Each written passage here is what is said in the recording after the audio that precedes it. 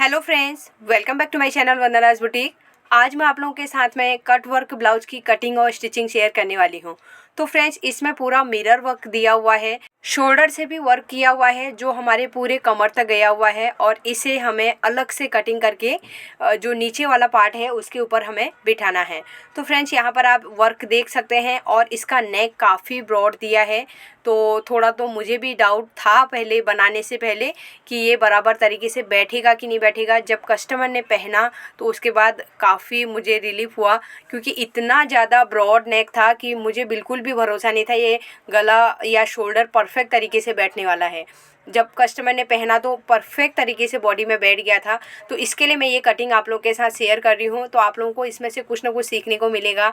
तो फ्रेंड्स, एक बार मैं यहाँ पे आप लोगों को कस्टमर की पिक्स भी शेयर करना चाह रही हूँ। तो आप देख सकते हैं किस तरीके से फिटिंग बैठा हुआ है ब्लाउज का। तो फ्रेंड्स, इसमें ब्लाउज में मैंने लास्ट में डोरी भी अटैच कर दी थी, क्योंकि कस्टमर को चाहिए थी। उन्होंने रेडीमेड टेसल्स लिए हुए थे, इसके लिए उन्होंने डोरी लगवा ली। तो यहाँ पर मैंने ऐसे ही बांध के रखा है।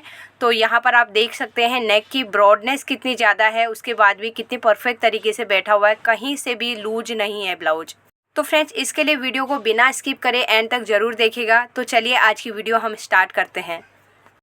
तो फ्रेंड्स, यहाँ पे मैं सबसे पहले आप लोगों को ब्लाउज़ दिखा देती हूँ। तो यहाँ पर देखिए, एक साइड में हमारा बैक पार्ट है और एक साइड में फ्रंट पार्ट है। फ्रंट पार्ट में 3 पीस प्रिंसेस कट के हिसाब से इसमें वर्क किया हुआ है। देखिए, ये साइड का अलग पार्ट है, सेंटर वाला इसमें अलग दिया है और नीचे का जो योक पट्टी जैसा है वो अलग से दिया है, जो हमारा थर्ड पीस रहेगा। तो कमर में यहाँ पर नीचे देख सकते हैं कट वर्क दिया हुआ है और ये प्रिंसेस कट का हमारा साइड वाला पार्ट यहाँ पर से निकलेगा और ये है हमारा यहाँ पे नेक बना हुआ और ये सेंटर वाला पार्ट है। तो साइड से हमारे 2 पीस, सेंटर वाला हमारा सिंगल निकलेगा। यहाँ से देखिए, ये हमारा शोल्डर अलग हो जाएगा। शोल्डर में भी कट वर्क दिया हुआ है। जब हम प्रिंसेस कट के पार्ट्स को अटैच कर लेंगे उसके बाद ये ऊपर से बिठाएंगे। तो इसके लिए आप लोगों को फ्रंट पार्ट के लिए वेट करना पड़ेगा। आज मैं केवल आप लोगों को बैक पार्ट की कटिंग और स्टिचिंग आप लोगों के साथ शेयर करने वाली हूँ। ये है बैक पार्ट। बैक पार्ट में भी देखिए शोल्डर अलग से हमें अटैच करने पड़ेंगे, जैसे हमें फ्रंट में करना है। ये सेकेंड वाला हो गया। और अब मैं नीचे का दिखाती हूँ आप लोगों को। पहले नेक देखिए, ये कितना ब्रॉड नेक दिया है। अभी आप लोगों को दिखने में ये थोड़ा सा कम लग रहा होगा, लेकिन बहुत ज़्यादा ब्रॉड नेक है। और नीचे का देखिए, इस तरीके से जैसे वर्क किया हुआ है वैसे ही कट वर्क रखना है। और यहाँ पर जब हमारा ये वर्क पलट जाएगा तो यहाँ पर हमें हुक लगाना पड़ेगा, क्योंकि डिजाइन हमारा कटना नहीं चाहिए। तो इस तरीके से हमें एक के बाद कंटिन्यू हमारा डिजाइन शुरू होना चाहिए, एक के ऊपर एक को नहीं चढ़ाना है। तो इसके लिए आप लोगों को वीडियो को एंड तक देखना बहुत ज़रूरी है। फ्रंट पार्ट की कटिंग मैं आप लोगों को जल्द ही शेयर करूंगी। आज मैं केवल बैक पार्ट की ही कटिंग आप लोगों के साथ शेयर कर रही हूँ। तो चलिए अब हम स्टार्ट करते हैं। अब हम ब्लाउज के बैक पार्ट की कटिंग करेंगे। मेजरमेंट आप स्क्रीन पर देख सकते हैं। ब्लाउज की लेंथ है 16.5 इंच। तो फ्रेंड्स, ये लहंगे के साथ का ब्लाउज है, इसके लिए इसकी लंबाई ज़्यादा रखनी है। तो इसमें हमें 1 इंच ऐड करके 17.5 में मार्किंग कर लेना है। अब इसी मार्किंग से हमें नीचे की साइड आर्म होल डाउन करना है। 7 इंच में मैंने यहाँ पे आर्म होल डाउन किया है। शोल्डर वाली लाइन को स्ट्रेट करेंगे और ये चेस्ट वाली लाइन है, इसे भी हमें स्ट्रेट कर लेना है। तो फ्रेंड्स, यहाँ पर मैं आप लोगों को एक चीज़ क्लियर करना चाहती हूँ। कुछ लोगों के कमेंट्स आ रहे हैं कि आर्म होल हमें किस तरीके से डाउन करना चाहिए। तो आर्म होल डाउन करने के लिए जो चेस्ट का मेजरमेंट है उसे आपको 6 से डिवाइड करना है और उसमें 1 इंच प्लस कर लीजिए। यहाँ पर मेरे ब्लाउज का चेस्ट का मेजरमेंट है 36 इंच, उसे मैंने 6 से डिवाइड किया, 6 इंच आया और 1 इंच प्लस किया, 7 इंच हो गया। तो उसमें मैंने 7 इंच में आर्म होल डाउन किया है। तो इस फॉर्मूले को आप 28 साइज से 44 साइज तक लगा सकते हैं। कभी कभी ब्लाउज का मटेरियल भी थिक आता है, तो उस टाइम पे आप लोगों को हो सकता है थोड़ा बहुत आर्म होल का मेजरमेंट बढ़ाना पड़े, क्योंकि थिक मटेरियल रहता है तो फिर टाइट बैठ जाएगा। इसके लिए आप लोगों को 0.25 इंच से ½ इंच तक बढ़ाना पड़ सकता है। अब बैक साइड में नीचे साइड देखिए आप, यहाँ पर मैंने हुक के लिए मार्जिन थोड़ा छोड़ दिया है। तो मैंने जितना स्टिचिंग के लिए चाहिए 1/4 इंच का ही मार्जिन छोड़ के रखा है। अब हमें कमर के लिए मार्किंग करना है। 35.5 कमर का मेजरमेंट है, उसका 1/4 करेंगे। 9 में 1 पॉइंट कम। और इसमें हमें बैक डार्ट नहीं लगाना है, इसके लिए मैं डायरेक्ट मार्जिन रखूँगी तो यहाँ पर मैं 1.25 इंच का मार्जिन रख रही हूँ, क्योंकि यहाँ पे कस्टमर ने थोड़ा सा ज़्यादा मार्जिन रखने को बोला है। इसके लिए मैं 1.75 इंच का मार्जिन रख रही हूँ। चेस्ट के लिए मार्किंग करेंगे। 36 इंच की अपर चेस्ट है, उसका 1/4 करना है 9 इंच। तो यहाँ पर जो नेक मैंने आप लोगों को बैक साइड का दिखाया था बहुत ज़्यादा ब्रॉड है, इसके लिए मैं यहाँ पे 1/2 इंच माइनस कर रही हूँ। 1.75 इंच का एक्स्ट्रा मार्जिन ले लेंगे। तो फ्रेंड्स यहाँ पर आप लोगों को ध्यान रखना है, जब आपका नेक डीप और ब्रॉड रहता है तो उसमें आप लोगों को जो आपका चेस्ट का 1/4 मार्किंग किया था उसमें से 1/2 इंच माइनस करना है, क्योंकि नेक ऑलरेडी फैल जाता है, इसके लिए माइनस करना ज़रूरी है। शोल्डर के लिए मार्किंग करेंगे तो यहाँ पर मैं 12 इंच का शोल्डर ले रही हूँ, उसका हाफ़ करेंगे 6 और 1/2 इंच इसका स्टिचिंग के लिए ऐड करके 6.5 में मैं यहाँ पे मार्किंग करूँगी।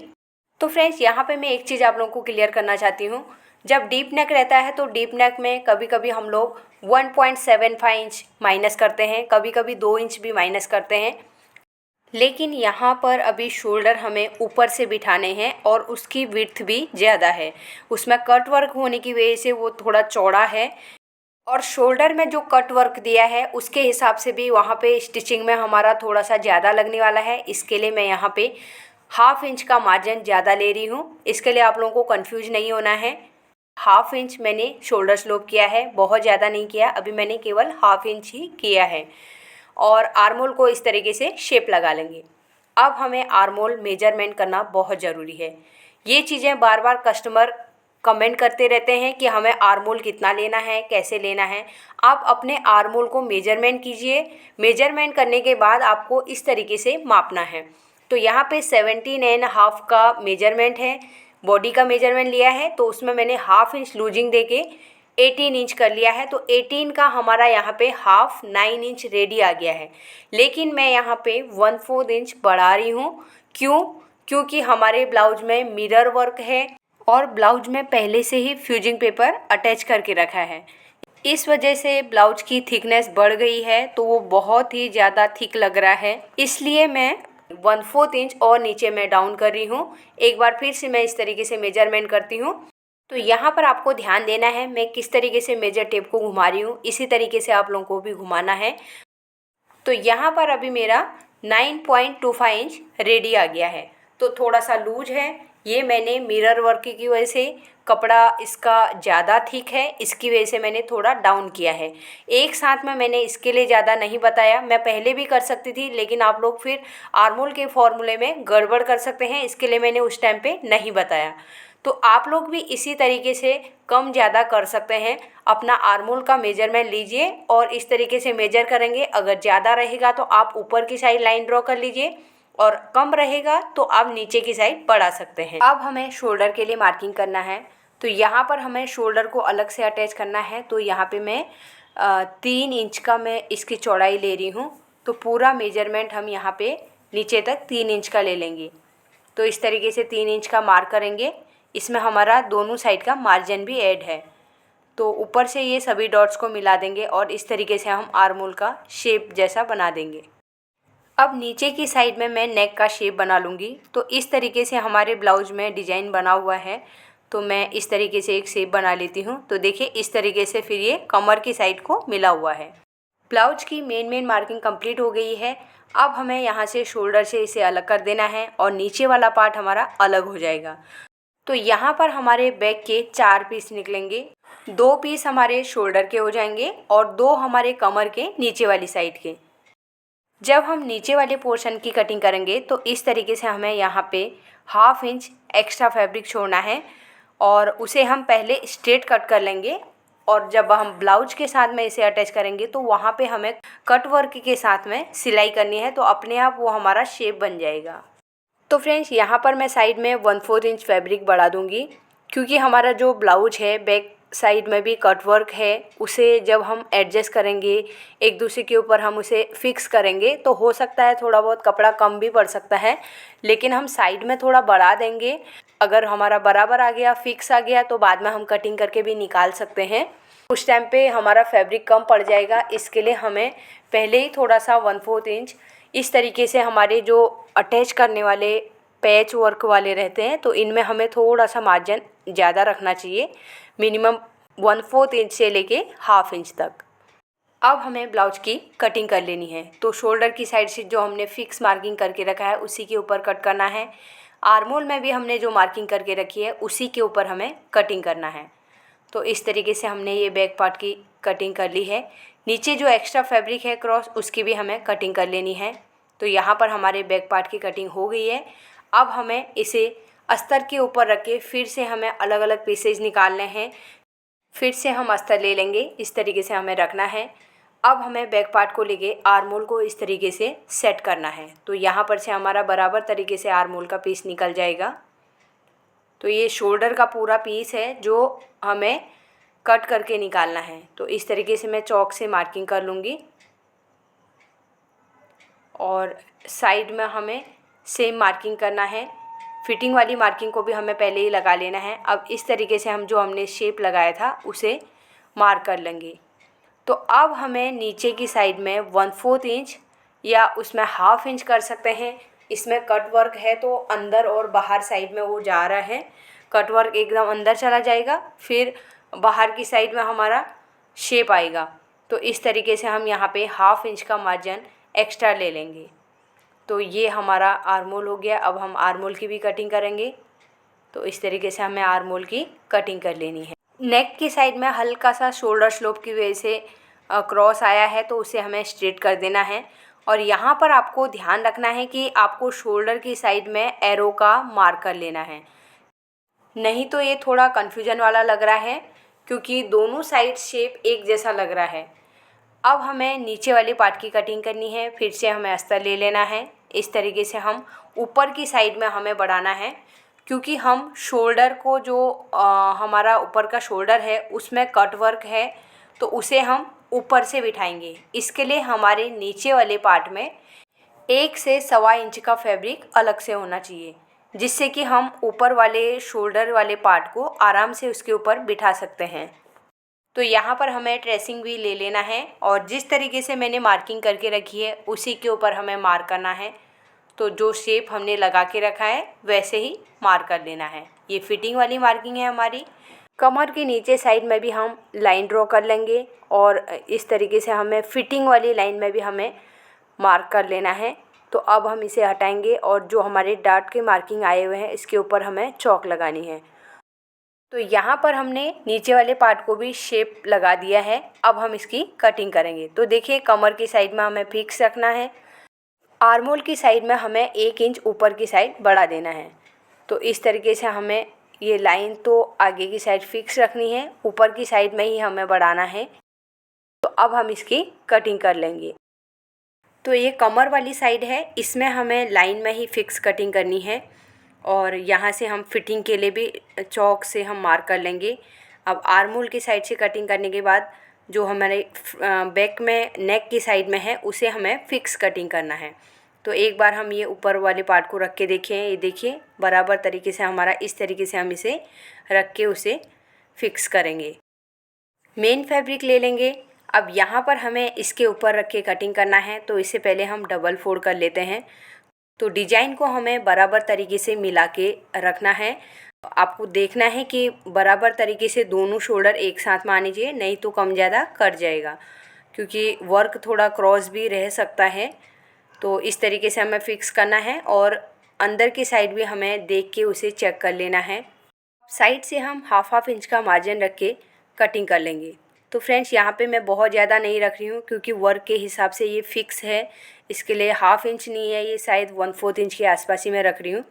जब भी हम अस्तर के साथ में कटिंग करते हैं तो मेन फैब्रिक का ½ इंच का मार्जिन होना ज़रूरी है। तो ये मैंने शोल्डर वाली की भी कटिंग कर ली है। तो एक बार मैं ओपन करके भी दिखा देती हूँ। तो इस तरीके से देखिए, शोल्डर ओपन कर लिए हैं और ये नीचे वाला पार्ट है, सेंटर से हम इसे अलग कर लेंगे क्योंकि अभी मैंने नहीं किया हुआ है, सेंटर में बहुत कम मार्जिन है, इसके लिए मैं बाद में ही कटिंग करूँगी। अब मशीन पर चलते हैं, इसकी स्टिचिंग शुरू करते हैं। तो फ्रेंड्स, शोल्डर में कट वर्क दिया हुआ है, लेकिन ये बैक का शोल्डर है, तो इसमें मैंने कस्टमर को सजेस्ट किया कि वो इसका कट वर्क के हिसाब से शेप ना रखे। तो फ्रेंड्स ये चीज़ मैं इसके लिए कर रही हूँ क्योंकि इसका नेक बहुत ज़्यादा ब्रॉड है, उसका हम ब्रॉडनेस भी कम नहीं कर सकते हैं क्योंकि जो बैक में नीचे की साइड में हुक लगाना है जहाँ पे, वहाँ पर भी वर्क किया हुआ है, तो हमें वहाँ पर से भी कम नहीं कर सकते हैं। तो इस वजह से हम उसकी ब्रॉडनेस को कोई भी हालत में कम नहीं कर सकते हैं। और कट वर्क रखने की वजह से कभी कभी कट वर्क बहुत ज़्यादा गहरा रहेगा, बाहर की साइड में आएगा शेप, तो वो पलटने लगता है। तो फ्रंट साइड में तो हम कट वर्क के हिसाब से ही करने वाले हैं, लेकिन बैक साइड में मैंने केवल शोल्डर के यहाँ पे उन्हें स्ट्रेट रखने को बोला है, तो मैं इस तरीके से कर रही हूँ। तो फ्रेंड्स इस तरीके से मिरर वर्क आता है, तो उस टाइम पे आपको सिलाई में भी ध्यान देना है। कभी कभी सुई हमारे मिरर के ऊपर आ जाती है तो नीडल भी टूट जाती है, और कभी कभी बहुत ज़्यादा उसमें स्पीड में मशीन रहता है तो तब भी थोड़ा सा मशीन ऊपर नीचे थोड़ा डैमेज होने का चांस रहता है। इसके लिए इस चीज़ का आपको ध्यान देना है। शोल्डर को हमें पलट लेना है और इस तरीके से हमें उसे चेक कर लेना है क्या हमारा डिजाइन के यहाँ पे बराबर तरीके से स्टिच आया है। अगर आपका कम ज़्यादा हो रहा है तो एक बार आप चेक करके दोबारा से सिलाई खोल सकते हैं, तो उसके बाद आप दोबारा से कम ज़्यादा हो रहा है तो वो चीज़ कर सकते हैं। तो सेम तरीके से मैंने दूसरे शोल्डर को भी स्टिच कर लिया है। अब यहाँ पर हम एक्स्ट्रा फैब्रिक की कटिंग कर लेंगे, तो इसे भी हमें बाहर की साइड ओपन कर लेना है। अब हमें इसे पलट लेना है। अब अस्तर की किनारे किनारे में हमें इसके सिलाई लगानी है, तो ये हमारा फिक्स हो जाएगा। तो सेम तरीके से मैं दूसरे वाले शोल्डर में भी स्टिच लगा लूँगी। बाहर की साइड में जो एक्स्ट्रा फैब्रिक है उसकी हमें कटिंग कर लेनी है, तो सेम तरीके से मैं दूसरे शोल्डर वाले की भी एक्स्ट्रा फैब्रिक की कटिंग कर लूँगी। तो यहाँ पर मैंने दोनों शोल्डर्स को रेडी कर लिया है। अब हम नीचे वाले पार्ट को लेंगे, इसे फिक्स करेंगे। तो दोनों को मैंने इस तरीके से रख लिया है। अब ये जो ब्लाउज का मेन फैब्रिक है इसे सेंटर से हमें अलग कर देना है। मेन फैब्रिक को हमें नीचे रखना है और उसके ऊपर हमें अस्तर को रखना है। तो अब जिस तरीके से इसमें जो कट वर्क दिया है उसी हिसाब से हमें इसमें कट वर्क के हिसाब से ही हमें स्टिच लगाना है। तो एकदम कॉर्नर तक जाना है, फिर हमें बाहर से इस तरीके से घुमाना है, फिर अंदर कॉर्नर की साइड जाना है। तो इसी तरीके से हम पूरे ब्लाउज में सिलाई लगा लेंगे। तो ये अब हम कमर वाली साइड में आ गए हैं, तो यहाँ पे भी हमें कमर में कट वर्क रखना है। तो इस तरीके से हम अंदर जाएंगे, अंदर से फिर हमें नीडल को नीचे डालना है, फिर फुट को उठा के घुमाना है। तो जहाँ पे अंदर की साइड में पॉइंट आ रहा है हमारा, वहाँ पे हमें नीडल को नीचे डाल के फुट को उठा के ही हमें सिलाई को आगे बढ़ाना है। तो इस तरीके से मैंने पूरा कट वर्क में सिलाई लगा ली है, और जो बाहर की साइड में एक्स्ट्रा फैब्रिक है उसकी मैं कटिंग कर लूँगी। फ्रेंड्स यहाँ पे ध्यान रखना है कि हमें यहाँ पे बहुत ज़्यादा फैब्रिक नहीं रखना है, क्योंकि ये जो कट वर्क है ना अंदर बाहर की साइड में जो आ रहा है, यहाँ पे अगर हम ज़्यादा फैब्रिक रखेंगे तो हमारा डिजाइन प्रॉपर तरीके से पलटेगा नहीं। तो अगर हम कम से कम कपड़ा रखेंगे तो वहाँ पर हमें डिजाइन आराम से पलटेगा और वो डिजाइन का शेप अच्छे से बाहर की साइड में आ जाएगा। और ध्यान रखना है कि कम भी नहीं कटना चाहिए, कम कटेगा तो फिर आप लोगों का थ्रेड्स निकलने लग जाएगा जल्दी जल्दी। तो यहाँ पर देखिए मैंने एक बार अच्छे से इसे प्रेस कर लिया है। अब इसके जो दो साइड्स बची हैं इसमें हमें सिलाई लगा लेनी है, इसे फिक्स कर लेंगे। और ये जो हमारी लाइन ड्रॉ करके रखी है इसके ऊपर भी एक सिलाई लगानी है।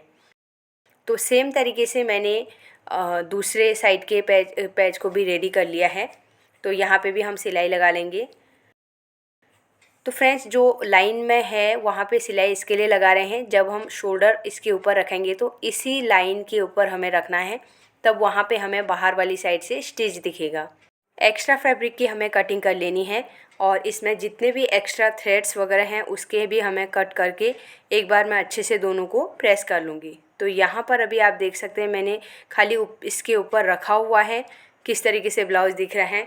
तो अब हम शोल्डर को अटैच करेंगे नीचे वाले पार्ट के साथ, जहाँ पे हमने सिलाई लगा के रखी थी, जो हमारी चौक की मार्किंग की, उसी के ऊपर हमें ऊपर वाले शोल्डर को फिक्स करना है। तो इस तरीके से रखेंगे और ये किनारे किनारे में हमें सिलाई लगा लेनी है। तो अब हम ब्लाउज ले लेंगे, इसे हम पलट लेंगे। तो यहाँ पर मैं सिंगल फुट का यूज कर रही हूँ क्योंकि ऊपर साइड में मिरर है और नीचे वाली साइड में इसमें लेस जैसी लगी हुई है। तो एक साइड से हम सिलाई लगाना स्टार्ट करेंगे, तो मैं ये कमर की साइड से लगाना स्टार्ट कर रही हूँ। क्योंकि जो मैंने फुट लगाया हुआ है उसी हिसाब से मैंने यहाँ पे वो वाली साइड चूज कर रखी है। तो इस तरीके से हम करेंगे और धीरे धीरे हम सिलाई को कंप्लीट कर लेंगे। जैसे ही हम कॉर्नर में पहुंचेंगे तो कॉर्नर में हमें लॉक करना बहुत ज़रूरी है। अगर लॉक नहीं करेंगे तो वो फिर गला पहनने के बाद जब खींचेगा वहाँ पे टूट भी सकता है। तो इसके लिए मैं 2-3 बार लॉक करके अब सिलाई को शोल्डर की साइड ही निकाल दूँगी। तो फ्रेंड्स यहाँ पे मैंने एक साइड का रेडी कर लिया है और अंदर की साइड में भी मैंने इंटरलॉक कर लिया है। सेम तरीके से मैं दूसरी साइड भी अटैच कर लूँगी। तो इस तरीके से हमें रखना है और इसे यहाँ पर लॉक करेंगे और पूरा शोल्डर की साइड को हम स्टिच को निकाल देंगे। तो यहाँ पर मेरे दूसरे साइड का पीस भी रेडी हो गया है। अब हमें हुक और आई पट्टी को इसमें अटैच करना है। तो यहाँ पर मैंने 2 इंच लंबी और 3 इंच चौड़ी पट्टी ली, उसे फोल्ड कर लिया है और एक साइड से इंटरलॉक कर लिया है। अब पट्टी को हम अंदर की साइड डालेंगे और किनारे से हम सिलाई लगाना स्टार्ट करेंगे। तो 1/2 इंच की पट्टी हमारी मिनिमम अंदर साइड जानी चाहिए, तो अच्छे से हमारा उसमें फिर सपोर्ट मिलेगा।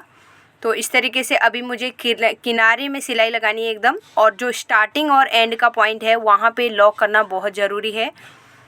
तो हम फिर से एक बार थोड़ा ऊपर तक सिलाई लाएंगे, घुमा लेंगे ब्लाउज को, फिर से दोबारा हम यहाँ पे एक बार लॉक कर लेंगे। लॉक करके फिर से हमें सिलाई को नीचे की साइड लाना है। तो फ्रेंड्स यहाँ पे जो मिरर आ रहे हैं बीच में, उन्हें हमें बिल्कुल भी नहीं करना है, उनको हल्का सा साइड करके ही हमें सुई को बाहर की साइड निकालना है। तो फ्रेंड्स यहाँ पे एक जो ब्लाउज का लुक है, डिजाइन बना हुआ है, उसकी वजह से हमें मिरर यहाँ से निकालने नहीं है। तो यहाँ पर देखिए डबल स्टिच करके ये एकदम पक्का हो गया है। अब हमें हुक वाली पट्टी को इसके ऊपर रख के देखना है। तो ये देखिए इस तरीके से हम रखेंगे और एक बार मैं यहाँ पे मार्किंग करके दिखाती हूँ। तो 3 हुक हमारे यहाँ पे लगेंगे, क्योंकि पूरे ब्लाउज का सपोर्ट है इसमें, इसके लिए हमें 3 हुक तो मिनिमम लगाने ही पड़ेंगे। तो यहाँ पर मैंने पूरा ब्लाउज रेडी कर लिया है और दूसरी साइड में तो ऑलरेडी हमने पलट के रखा है, तो हम उसमें हुक लगा लेंगे।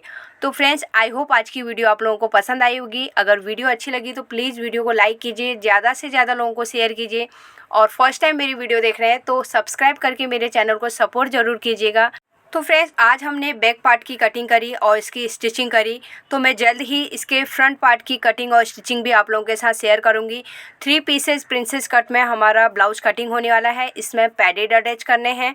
कमर में हमें नीचे साइड में योक पट्टी अलग से अटैच करनी है। इसमें हमने बैक हुक किया है, तो फ्रंट में हमें पूरा कवर करना है।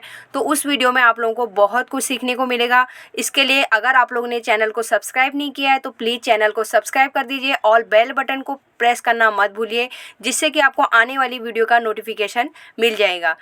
तो मिलते हैं एक नई वीडियो के साथ में। Thanks for watching.